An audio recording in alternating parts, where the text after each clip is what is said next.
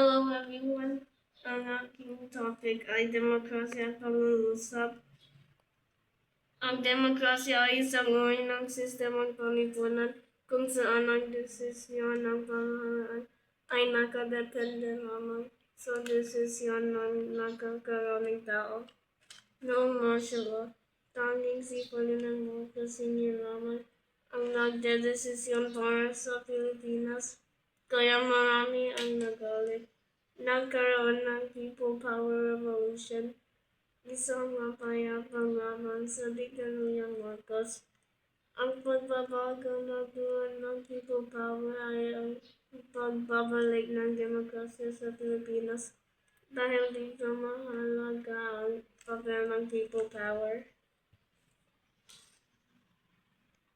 Ito ang isang larawan ng People Power. Ipinakita dito ang pagbabalik ng demokrasya sa Pilipinas pagkatapos ng martial law. May tatlo akong pangungusap tungkol sa demokrasya at People Power. Sasabihin ko ang sinunod na naguli. Ang demokrasya ay nakamit ng Pilipinas dahil sa People Power. Ang sinunod ay ang demokrasya. Ang panagurian nakamit ng Pilipinas dahil sa People Power.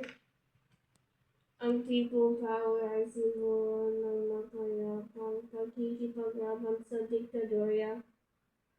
Ang sinuna ay ang People Power. Ang panagurian simbolo ng mapayapang pakikipaglaban sa diktadorya. Si Kuya Aquino ay tinawag na icon of democracy. Ang sinunod si Kuya Aquino ay ang panagurian tinawag na icon of democracy. Ang demokrasya ay importante para magkaroon ng malayang pananalita ang mga tao at makalahok sa mga aktibidad ng mamamayan tulad ng rally. Pagkabansa ay nasa diktadorya, hindi ito magagawa ng mga tao tahimikin at babawa ang malayang pahayag at paglahok ng mamamayan.